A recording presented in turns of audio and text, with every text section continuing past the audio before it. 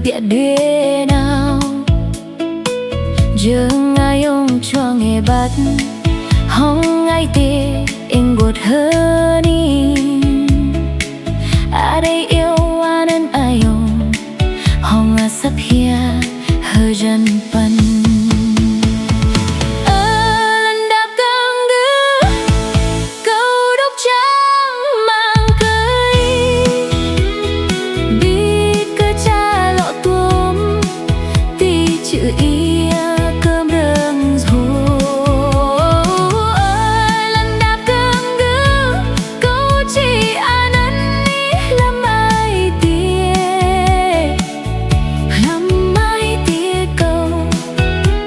lấy khắp ba màu đời vờ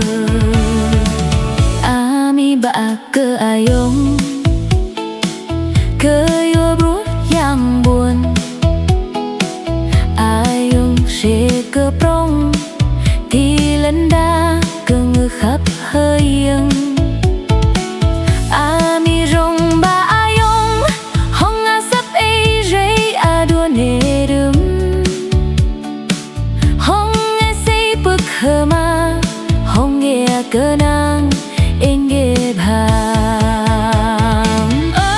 lần nào cơ ngữ câu đốc trắng mang cây đi cơ cha lọt tuom ti chữ ia cơm rừng thong lần nào cơ ngữ câu chỉ anh đi làm ai tiền lấy khắp a màu đi vờ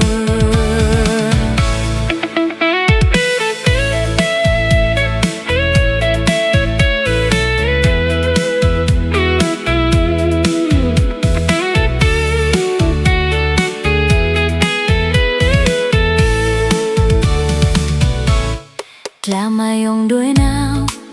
a đây màu lục lấy anh quên